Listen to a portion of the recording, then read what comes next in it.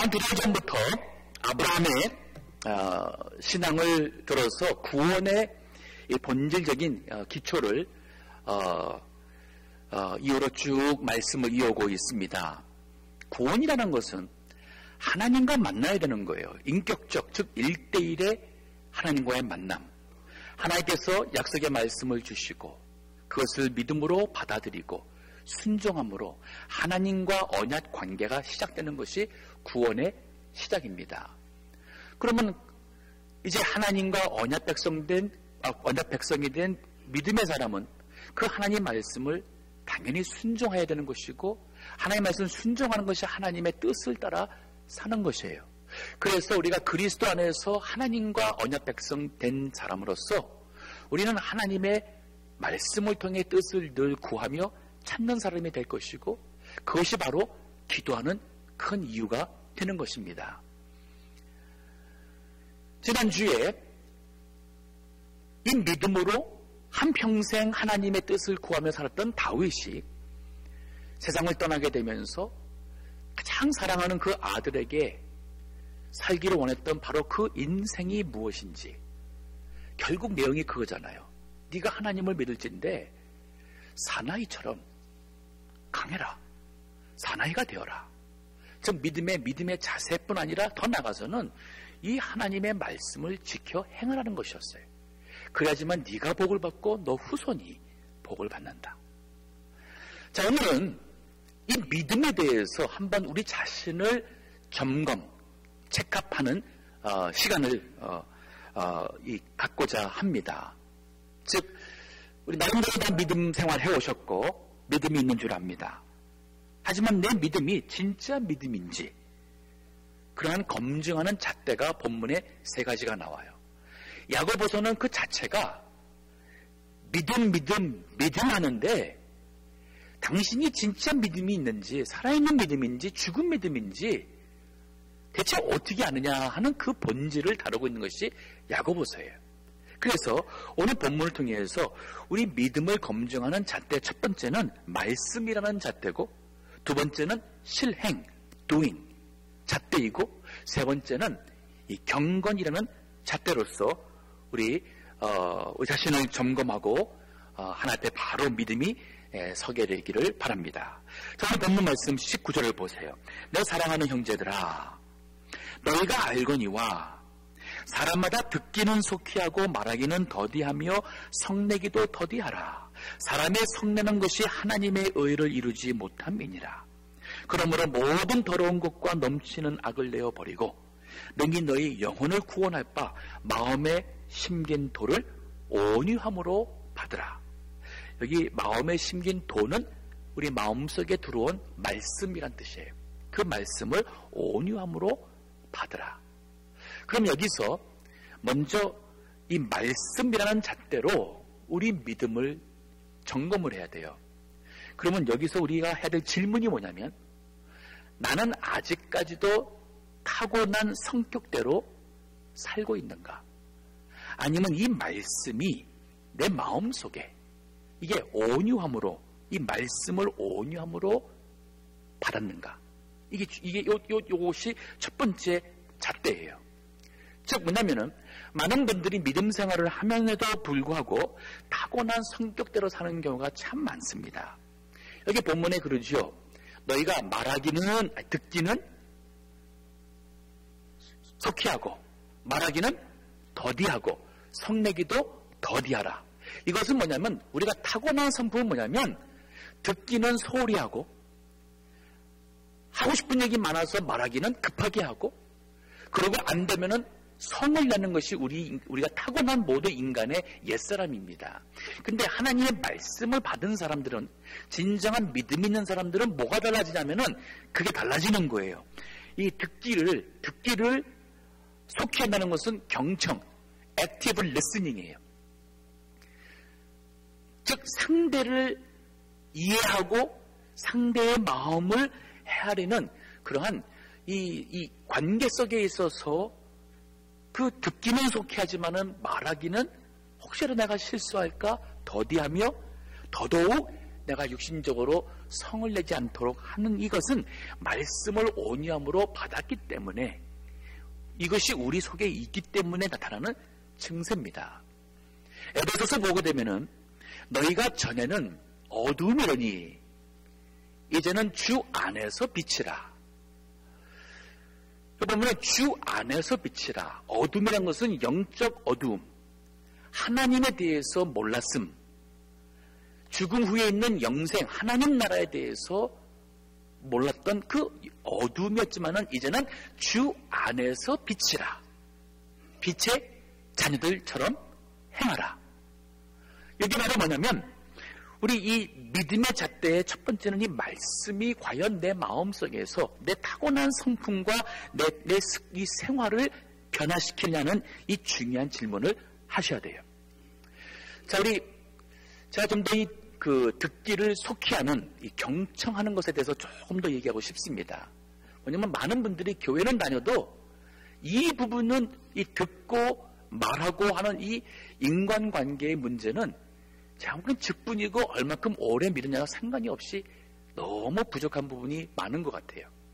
이 경청이라는 것, 듣기는 속히 한다는 것은 상대의 말을 끝까지 듣는 거예요.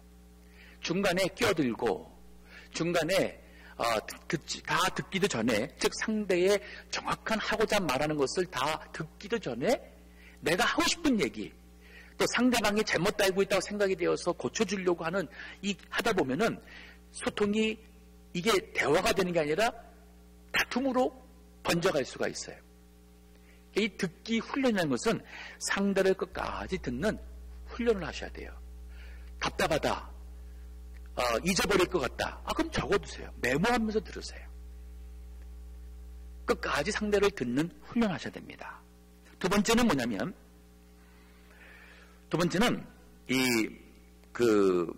사람들마다 단어를 써서 이 표현된 언어가 있는가 하면, 표현되진 않았지만 그 안에 깔려있는 또 다른 메시지가 있어요. 근데 대부분에는 이 표현된 메시지만 듣고 그 다음에 정작 그 마음속에 있는 표현되지 않은 메시지를 미스하는 경우가 많습니다. 우리 부모님들이 아이들이 짜증내고 울어요. 근데 그거를 헤아리지 못하는 부모는 짜증낸다고, 어린애가 성격이 나쁘다고 때리기도 하고 합니다. 그거 참 어리석은 거예요. 아이가 갖고 있는, 아이 스스로 자기가 왜 아픈지, 왜 어디가 지금 짜증나는지 모르고 그럴 수 있어요. 그러면 지혜로운 엄마라면 그 애가 배가 고픈 건가? 외로운 건가? 어디가 아픈 건가? 해서 그 표현되지 않은 그 메시지를 찾는 것이 그 엄마와 아버지잖아요. 그럼 우리 사람 관계도 그렇습니다. 부부도 그래요. 제가 상담을 많이 하는데, 상담하게 되면은 한 예를 들어가지고 얘기를 제가 들어요. 쭉 보면은 아내의 불만이 뭐냐면, 남편이 늦게 들어오고 집에 들어와서는 TV만 보고 또 별로 말도 안 하고, 이제 그런 거 가지고서 이제 불평이 나오기 시작합니다. 근데 그 말을 쭉 듣다 보면은 아내가 말로 표현하지 않은 다른 메시지가 있어요. 그게 바로 남편에게 사랑받고 싶은 거예요. 남편의 관심을 갖고 싶은 거예요. 근데 그거를 표현은 안 해요. 자존심 때문에. 나 사랑해줘요. 나 좀 관심 가져줘요. 이 말을 표현은 안 합니다. 근데 남자는 많은 경우에 이 스포큰 메시지와 언스포큰 메시지가 있는데, 이 언스포큰 메시지를 캐치를 못해요. 그럼 어떻게 말합니까? 내가 뭐 놀다가 왔느냐? 늦게까지 직장생활 하다가 내가 늦게 온 거고, 또 하루 종일 피곤하니까 나도 좀 집에 와서 쉬고 싶은 거고, 내가 무슨 뭘 잘못했길래 이렇게 불만이 많으냐? 이해를 못하는 거예요. 그러면 여자분은 아내인 경우에 그걸 가지고 좀 솔직하게 표현을 해서 이렇게 자기의 그 마음을 드러내기보다는 종종 상처를 받아요. 상처받으면 어떡합니까? 말을 안 해요. 혹은 삐져요. 그러면 또 남자는 어떻게 해요? 참 성격 이상하다고, 못 살겠다고. 이거 왜 그런 겁니까? 이게 소통이 안 되는 거예요. 커뮤니케이션이 안 되는 거예요. 즉 뭐냐면 리스닝, 액티브 리스닝, 상대의 마음을 듣는 훈련을 못해서 그래요. 이게 왜 그러냐면 사람들은 본질적으로 타고나면서부터 내 중심적으로 듣고 내 중심에서 판단하고 내 중심적으로 모든 것을 헤아리기 때문에 그래요. 하지만 여기서 말하고는 듣기를 속한다는 것은 상대를 듣는 거예요. 내가 듣고 싶은 얘기만 듣는 게 아니라 상대를 듣는 거예요. 상대의 상황을 헤아리고 그 마음을 헤아릴 수 있는 것이 바로 이것이 바로 말씀. 이제 하나님 말씀이 들어가면 내 중심적인 세계에서 하나님 중심, 다른 사람 중심으로 바뀌어가잖아요. 그 다음에 이 경청이라는 것은 그 들려지지 않은 그 메시지를 들음과 함께 상대와의 이 공감을 할 수 있는 사람이 되어야 됩니다. 공감이라는 것은 뭐냐면 다른 말로는 체휼이라 하죠. empathy, 영어로 empathy 혹은 empathize라 그래요. 즉 내가 비록 생각은 다르고 의견은 다를 수 있어요. 그러나 의견이 다른 사람에도 불구하고 상처를 그렇게 안 받아도 됨에도 불구하고 상처받은 사람의 그 아픔을 공감하고 불쌍히 여기고 그리고 그 사람의 아픔의 그 자리에 같이 함께 있을 수 있는 것, 이것이 바로 경청하는, 듣기는 속히 하고, 그러니까 말하기를 더디하는 거예요. 왜? 내가 경솔하게 말해가지고 상처가 더 큰 상처가 될 수 있으니까. 차라리 왜 저러는지 이해를 못할 때는 말하지 말고 더 들어보세요. 그러면서 당신도 이해하지 않습니까? 내가 이래서 늦은 거고 내가 말을 안 한 게 아니라 내가 피곤한 건데 좀 더 내가 어떻게 했으면 좋겠느냐 해서 상대의 그 마음이 더 나올 수 있도록 이 리스닝을 하고 그래가면서 내가 할 말을 더디한다는 것. 이거 우리 하나님을 사랑하고 하나님의 말씀 있는 성도니까 우리가 이런 노력을 하는 것이고 이게 바로 믿음에 있는 사람의 모습에 변화된 모습이 아니겠습니까? 그리고 성내는 것은 더더욱이나 더디하라 그랬어요. 오늘 본문에 쓰잖아요. 사람이 성내는 것이 하나님의 의를 이루지 못한다. 화를 내가지고 내가 원하는 것을 얻고 상대방을 이기려고 하는 것은 그는 우리 아직도 하나님 믿는다고 하면서도 그 믿음이 진짜인지 아닌지를 혼란케 만드는 행동이에요. 화내지 마세요. 성내지 마시고 그리고 정 화가 나면 나의 추한 모습 나타내느니 차라리 그 자리를 떠나서 추한 곳에서 기도하세요. 하나님 내 자신을 다스릴 수 있게 해달라고 기도하세요. 자, 그래서 말하기를 우리가 더디 속히 하라는데 이 말할 때는 항상 내가 내 생각에서 내가 원하는 말을 하기보다는 내 말을 듣는 상대방의 입장에서도 한번 내 말을 들어봐야 돼요.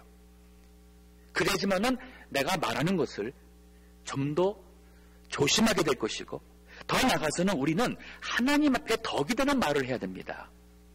그래서 우리 성도님들이 농담하는 것도 세상적으로 지저분한 농담은 하지 않으셔야 돼요. 세상 사람들 같은 그러한 또 뭐 그런 아주 참 그 저속한 그런 농담 안 하셔야 돼요. 왜냐하면 웃기자고 하는 거라도 그러한 농담을 하는 사람의 인격이 보인단 말이에요.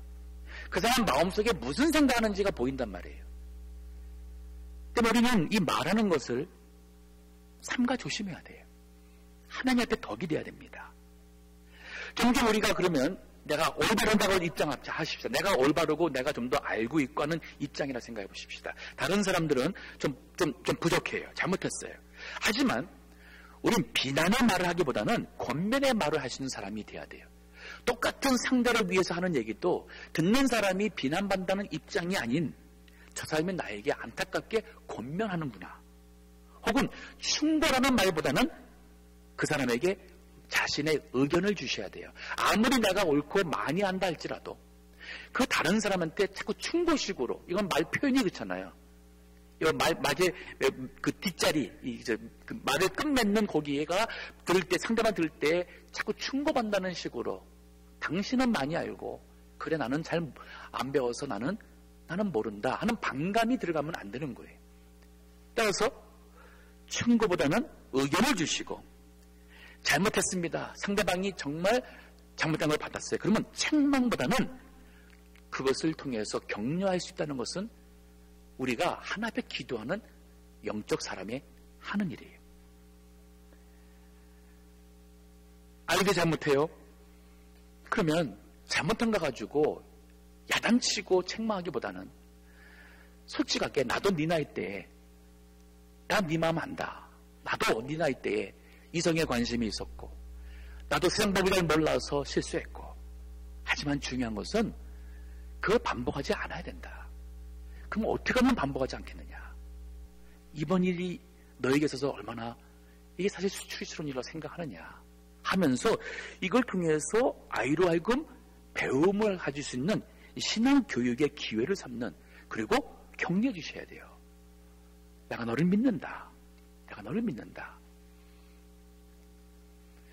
제가 우리 아들이, 여기서 하도 얘기했지만은, 다른 과정에 속성인 적이 많이 있었어요. 그리고, 기가 죽어가지고 그럴 때에, 나는, 네가 나를 자랑스러운 아버지로, 만들 줄 믿는다. 그런 말을 의도적으로 종종 썼어요. 그리고 컸습니다. 근데 어느 날, 이게 그 카드를 보낼 때에 그 표현을 쓰는 거예요.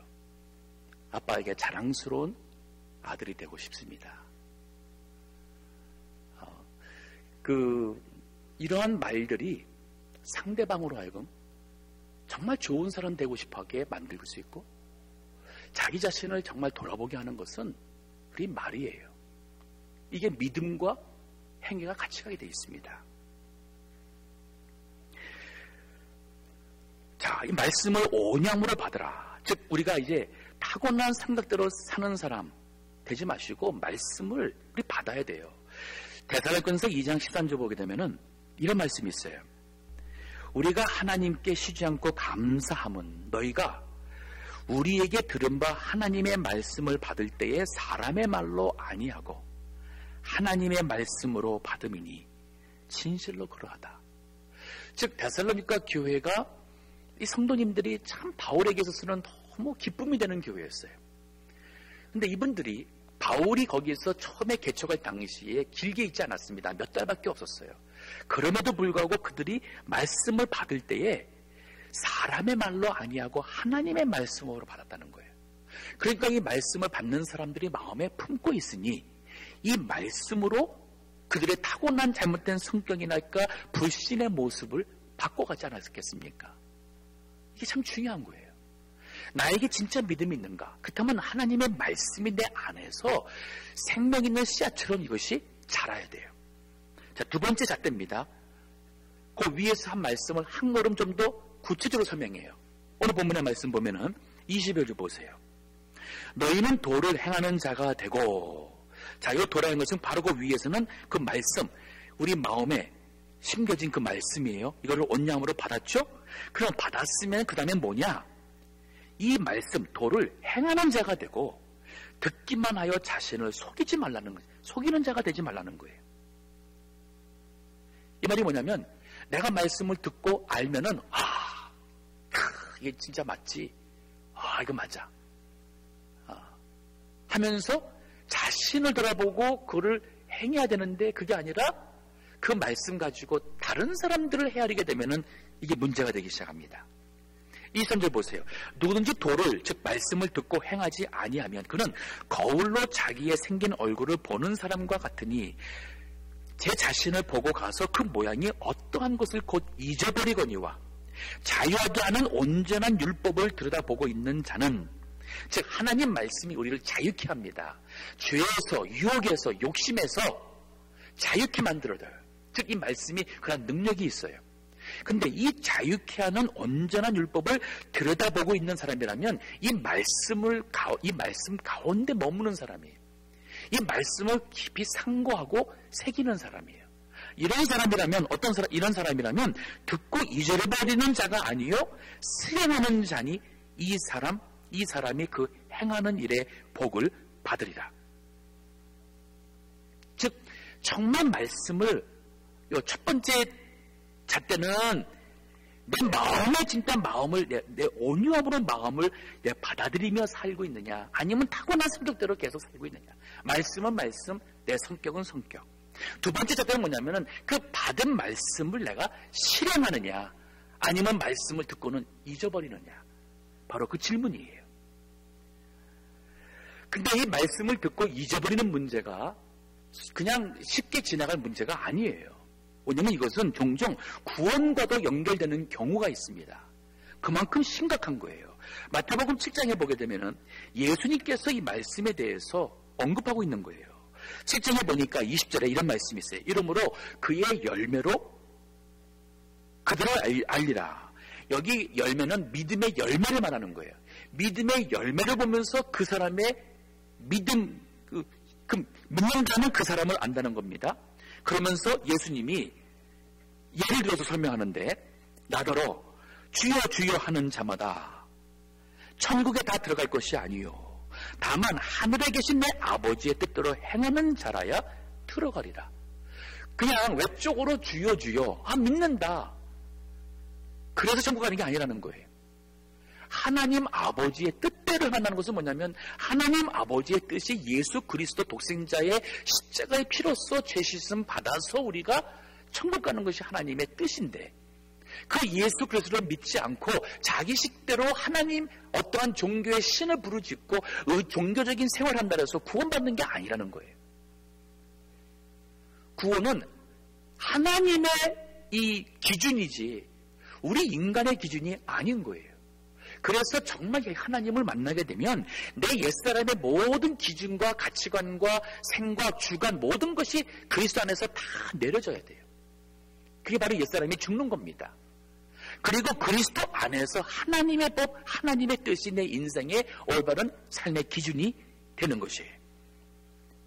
자, 그래서 예수님께서 더 말해요. 그날에 많은 사람이 나더러 이를 때, 심판날이에요. 주여 주여 우리가 주의 이름으로 선지자 노릇하며, 즉 하나님 말씀 가지고 논했어요. 다른 사람 충고했습니다. 주의 이름으로 귀신을 쫓아내며 주의 이름으로 많은 권능을 행치 아니하였나이까. 정말 종교에서 다른 사람들에게 감동 주고 놀랄만한 그러한 큰일들도 한 것 같은 모습, 그 외적인 것이 있었어요. 근데 그때에 내가 저희에게 밝히 말하되, 내가 너희를 도무지 알지 못하니 불법을 행하는 자들아 내게서 떠나가라 하리라. 즉 참된 믿음의 소유자라면 지식, 아는 것, 종교적 행위, 이것만 가지고 되는 게 아니라는 거예요. 그 진짜 믿음에서 이어지는 바른 행위가 있다는 거예요.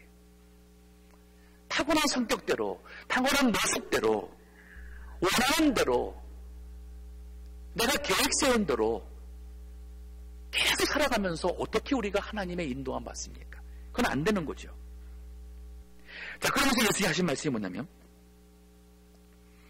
비유를 듭니다. 반석과 모래 위에 짓는 집이에요. 그러므로 누구든지 나의 이 말을 듣고 행하는 자는 그 집을 반석 위에 지은 지혜로운 사람 같으리니. 26절 보면 또 이렇게 말해요. 나의 이 말을 듣고 행치 아니하는 자는 그 집을 모래 위에 지은 어리석은 사람 같으리니. 그럼 반석 위에 짓느냐, 내 믿음이 모래 위에 짓느냐, 이 차이점은 딱 하나예요. 듣고 행했느냐, 듣고 잊어버리고 행치 않고 내 멋대로 내 식대로 계속 신앙생활을 하고 있느냐, 이 차이입니다. 근데 이 모래 위에 있는 것은 자신은 스스로는 괜찮은 줄로, 믿음이 있는 줄로 생각할지 모르겠지만 막상 하나님의 심판이라는 이 창수가 불고 바람이 불고 창수가 일 때에 다 무너져 버린다는 거예요. 아무 남지 않는 믿음 생활을 한다면 이거 너무 억울하잖아요. 그러니까 오늘날 참 교회마다 사람들 많습니다. 근데 어떨 때 보면은 저분들이 구원받았을까? 거듭났을까? 뭐로 믿는 것일까? 하는 이런 생각이 들 때가 많이 있어요. 그렇기 때문에 우리가 우리 자신의 믿음을 검증해야 돼요. 검증.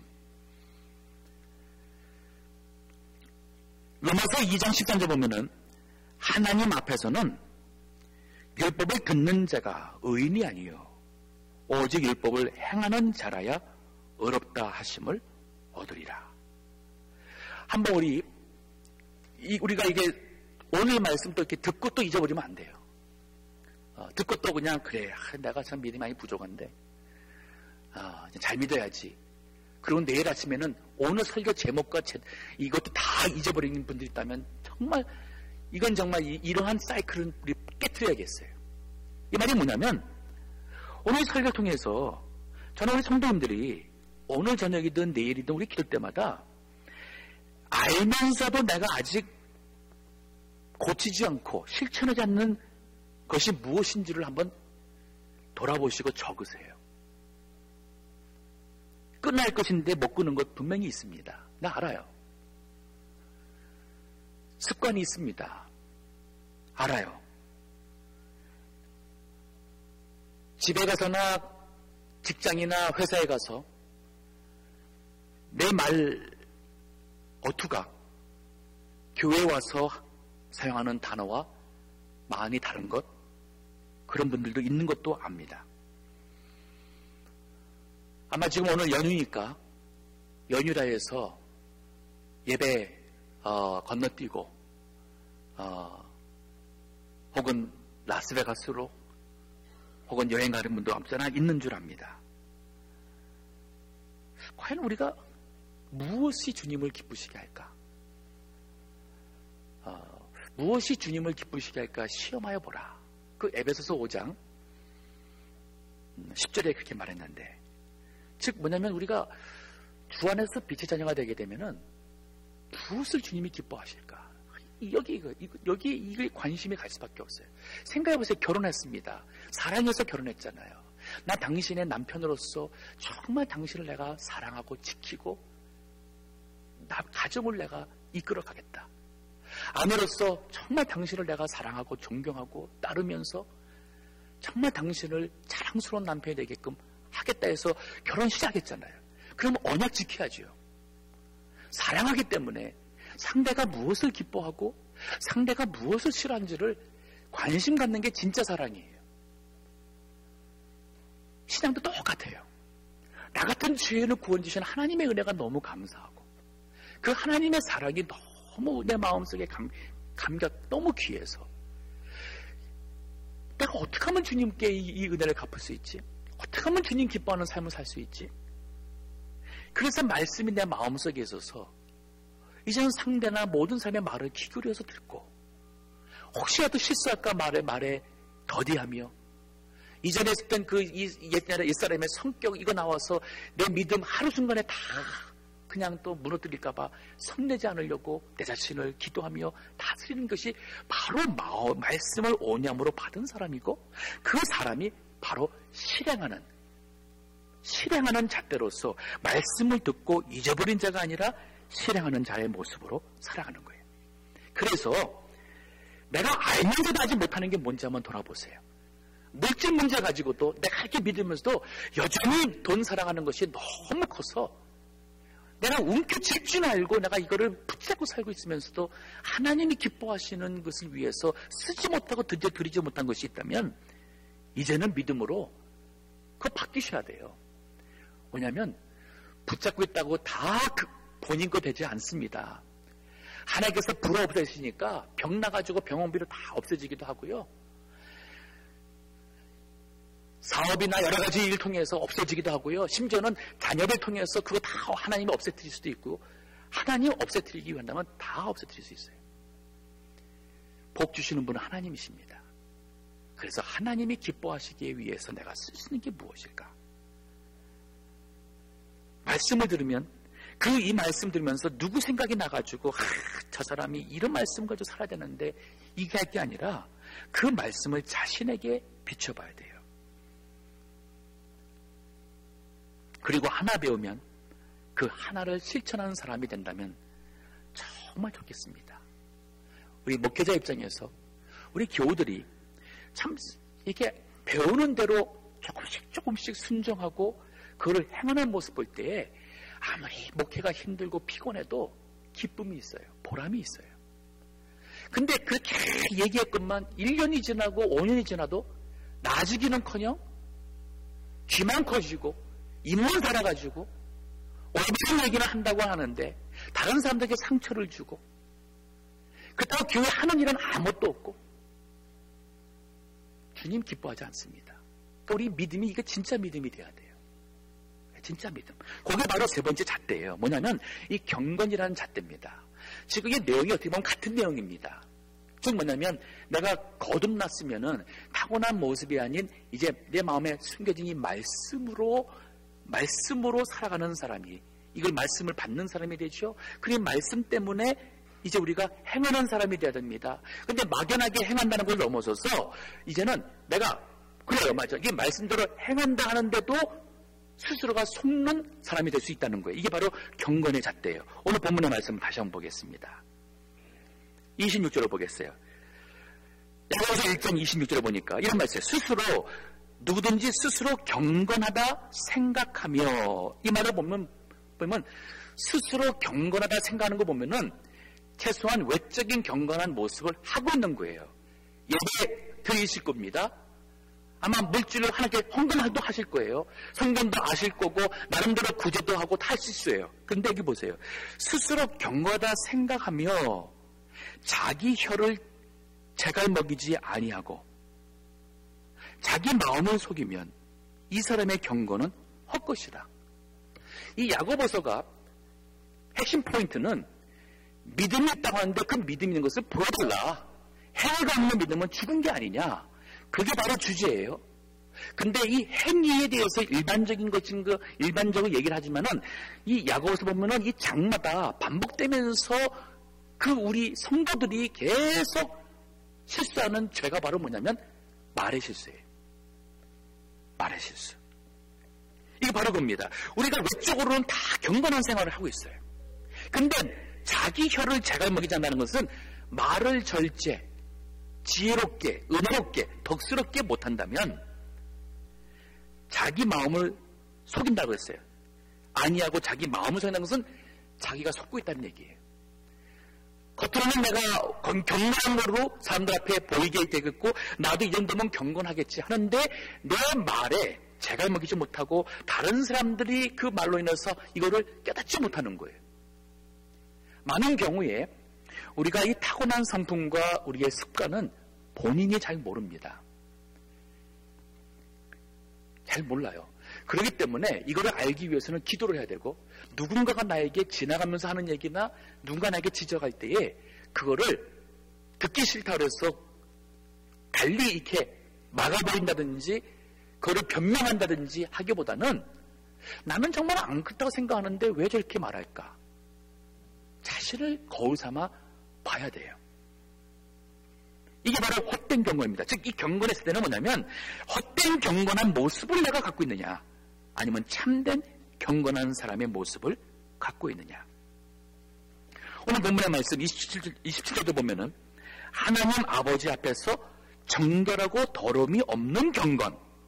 이걸 보니까 그 헛된 경건은 정결하고 더러움이 없는 게 아니었어요. 즉 외적으로는 믿음의 행위가 있었어요. 근데 그 내면에는 의도랄까? 마음에 생각하는 것이랄까? 이 모든 것이 정결하고 더러움이 없는 것이 아니었어요. 그러면 이런 게 진짜 뭐냐? 곧 고아와 과부를 그 환난 중에 돌아보고 또 자기를 지켜 세속에 물들지 아니하는 이것. 이 말이 뭐냐면 경건이 사람들에게 뭐 보여지고 인정받고 하는 그것이 아니라 정말 환난 중에 있는 사람을 그 환난 중에 있는 아픔과 그것을 내가 돌아보고 또 자신을 지키는 거예요. 혹시라도 그거 하고 있는 내 모습은 나는 또 꽤 무슨 뭐 성공했기 때문에 선심 베푸듯이 동정하듯이 하는지 혹시 하는 것은 아닐까. 저희 동부교회에서 선교하고 있습니다. 한 달에 한 10,000불, 요즘에 보니까 한 10,000불 이상씩, 작년에도 10,000불 이상 훨씬 넘는 우리 선교비를 많은 선교지에 보냈습니다. 미자리 교회에 보냈습니다. 약한 개척교회에게 돕고 있습니다.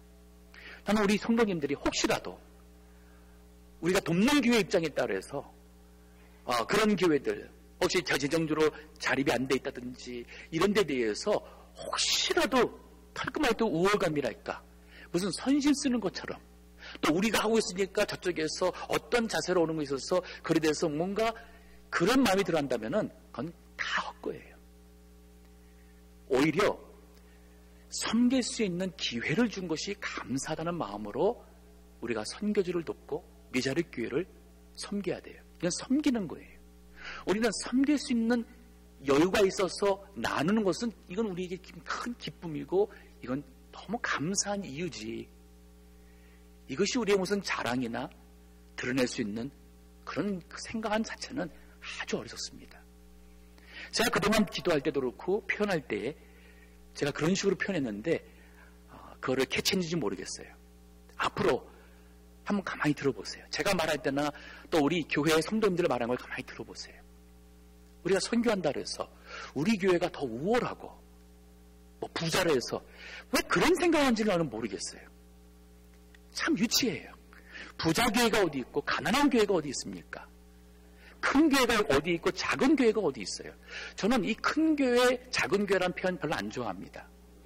숫자 가지고 하나님 앞에서 큰 교회, 작은 교회 논할 수 없어요. 돈이 많다고 해서 부자고 가난하다고 말할 수 없어요. 진리가 바른 것이 하나님 앞에서 큰 것이고 바른 신앙의 소유자들이 모인 것이 주님 앞에 볼 때는 그것이 부유한 교회지 세상적인 것을 가지고 왜 교회를 논하는지 모르겠어요. 이게 바로 그거잖아요. 진정한 경건이 뭐냐? 헛된 경건은 뭐냐? 진정한 경건이라면 정말 고아와 과부, 이거는 당시에 여자들이 일할 수 있는 직장이 없는 시대였습니다. 부모에게 유산이 와도 아들에게 같이 딸에게 안 가는 시대였어요. 여자분은 결혼해서 남편을 통해서 의식주가 해결되었었어요. 근데 남편이 먼저 세상 떠나서 과부가 되었으면 당장 먹고 사는 일이 어려우잖아요. 그래서 하나님께서 구약 율법에 보게 되면은 그러한 고아, 과부를 위해서 인격적으로 부끄러움을 느끼지 않도록 하기 위해서 추수할 때에 구석에 남은 그것들 추수하지 말라 그랬어요. 남겨두라 그랬어요. 하다가 단에서 떨어진 거 있으면 줍지 말라 그랬어요. 보아스가 일하는 일꾼들한테 그것을 이삭 죽기라고 있는 룻을 위해서 과부잖아요. 아마 거기에 다른 그러한 분들이 있었을 겁니다. 그들을 위해서 단을 한 거에서 일부러 뜯어가지고 빼가지고 땅에 떨어뜨리고 하라 그랬어요. 이것이 진정한 경건한 사람의 모습이에요. 이러한 사람들을 그 환난 중에 돌아보고 그러면서 자기를 지켜 세속에 물들지 아니하는 요 세속에 물드는 건 뭐냐면 세상적으로 자꾸 있는 거 높은 거 자랑하고 싶고 군림하고 싶은 이것이 다 세속화되는 이유입니다. 교회가 세속화되는 이유는 돈 때문이에요. 하지만 이 돈을 바르게 쓰면은 이건 한량없는 큰 축복입니다. 자, 오늘 이 믿음의 잣대를 한번 냉철하게 자신에게 대보자는 거예요. 여기 계신 우리 성도님들 믿음이 없다고 제가 하지 않습니다. 예수님 안 믿는다고 하지 않습니다. 나 예수 믿는다 할 수 있고 난 거듭난다 할 수 있고 정말 하나님 말씀대로 살고 싶다고 다 하는 분들 할 수 있어요. 그러나 자기 자신 한번 돌아보자는 거예요. 과연 이 말씀의 잣대를 들여볼 때에 타고난 이 성격, 습관, 버릇, 이 죄 이거 여전히 그대로 있으면서 이 말씀이 내 마음에서 온유함으로 과연 살아 역사하는가? 더 나아가서 이 말씀을 나는 듣고 잊어버리는 자냐? 듣고 행하는 자냐? 더 나아가서 이 듣고 행하는 자임에도 불구하고 과연 나는 경건하다고 말할 수가 있겠는가? 외적인 경건함 가지고 참으로 주님 앞에 경건하다고 말할 수가 있겠는가? 말씀과 실행과 경건의 잣대로 우리의 믿음을 검토하고 정말 주님 앞에 부끄러움 없는 성도가 될 수 있도록 하나님의 모든 복을 받아 누릴 수 있는 성도가 될 수 있기를 주 이름으로 축원합니다. 기도하겠습니다.